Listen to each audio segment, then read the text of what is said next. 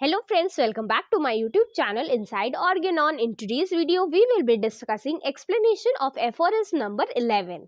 Let's see what Dr. Hahnemann has tried to explain us with the help of aphorism number 11. But before we begin with today's lecture, do not forget to subscribe my channel and hit the bell icon so that you never miss any updates from Inside Organon. Let's get started.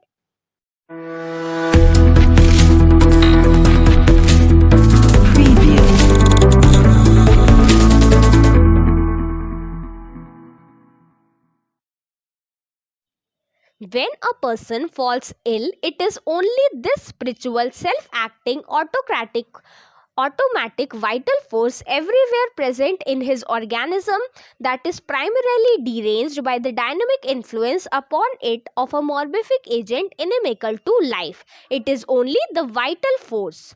Now, यहाँ पर doctor Hahnemann हमें explain करते हैं कि जब एक person बीमार पड़ जाता है तो उसकी जो self acting, self powered vital force जो होती है, डायनामिक वाइटल फोर्स जो होती है, वो क्या हो जाती है? डीरेंज हो जाती है. वो वाइटल फोर्स डायनामिकली डीरेंज हो जाती है. नाउ फ्रेंड्स, अगर आपने एफोरिज्म नंबर 10 का एक्सप्लेनेशन देखा है तो उसमें मैंने आपको एक्सप्लेन किया था कि क्योंकि जो वाइटल फोर्स है ये एक एनर्जी है, ये एक इममटीरियल चीज़ है, वो हमें दिखती नहीं है.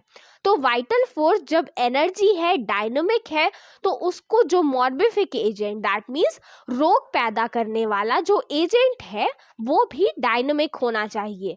क्योंकि अगर वाइटल फोर्स डायनामिक प्लेन में है और वो मॉर्बिफिक एजेंट भी डायनामिक प्लेन में होगा, तभी वो वाइटल फोर्स को इफेक्ट कर पाएगा. तो यहाँ पे डॉक्टर हैनमन हमें एक्सप्लेन करते हैं कि जब एक पर्सन बीमार पड़ता है तो उसकी जो वाइटल फोर्स होती है वो डायनामिक मॉर्बिफिक एजेंट की वजह से प्राइमरीली डीरेंज हो जाती है.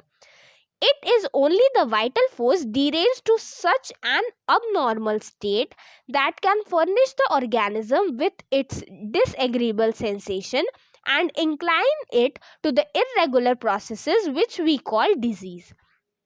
और यही डीरेंजमेंट जो वाइटल फोर्स में आता है वो कुछ डिसएग्रीबल सेंसेशंस प्रोड्यूस करता है, वो कुछ ऐसे सेंसेशंस प्रोड्यूस करती है जो कि नॉर्मल नहीं होते हैं.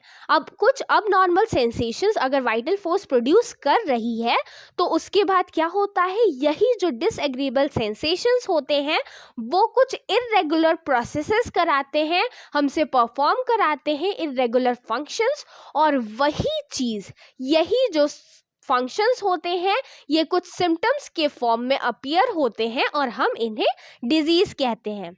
For as a power invisible in itself and only cognizable by its effect on the organism, its morbid derangement only makes itself known by the manifestation of disease in the sensations and function of those parts of the organism exposed to the senses of the observer and the physician, that is by morbid symptoms, and in no other way can make itself known. और वही जो मैंने आपको बताया कि ये जो डिसएग्रीबल sensation है या फिर ये अब नॉर्मल फंक्शन है, इसकी वजह से जो भी प्रोसेसेस में चेंजेस आते हैं वो एक फिजिशियन को कैसे विजिबल होते हैं, वो एक फिजिशियन अपने साउंड सेंसेस की हेल्प से उसे ऑब्जर्व करता है और वो कुछ साइंस एंड सिम्टम्स के फॉर्म में पेशेंट की बॉडी में अपीयर होते हैं. तो हमें क्या समझ में आया एफोरिज्म नंबर 11 से? एफोरिज्म नंबर 11 में डॉक्टर हैनमन हमें एक्सप्लेन करते हैं कि जब एक पेशेंट बीमार पड़ता है तो उसकी वाइटल फोर्स जो होती है वो डायनामिकली डीरेंज हो जाती है. अब वो क्योंकि डीरेंज हो गई तो वाइटल फोर्स तो सारे फंक्शन को हार्मोनियस फॉर्म में करा रही थी, परफॉर्म करा रही थी. बट अब क्या हुआ, अब क्योंकि वाइटल फोर्स डायनामिकली डीरेंज हो गई है, वो सारे फंक्शंस भी अब नॉर्मल हो जाएंगे.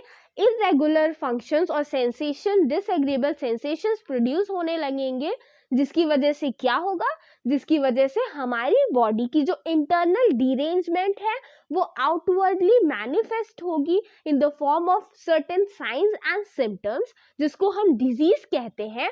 और वो एक फिजिशियन कैसे ऑब्जर्व करेगा, अपने साउंड सेंसेस की हेल्प से ऑब्जर्व करेगा, और वही होते हैं डिजीज के सिम्टम्स जिसे उन्हें रिमूव करना होता है अगर उसे क्योर को ऑब्टेन करना है. So friends, this was a brief explanation of aphorism number 11. I hope I have made everyone understand. अगर आपने aphorism number 10 का explanation अभी तक नहीं देखा है तो मैंने उसे आई लिंक पे शेयर किया है, आप उसे विजिट करिएगा. I am sure that will be helpful. Also अगर आपको एफोरिज्म नंबर 11 के रिगार्डिंग कोई भी डाउट हो तो आप मुझसे कमेंट सेक्शन में पूछ सकते हैं. इस वीडियो को लाइक करना और अपने फ्रेंड्स के साथ शेयर करना बिल्कुल मत भूलिएगा. Also do not forget to subscribe my channel and hit the bell icon so that you never miss any updates from inside Organon.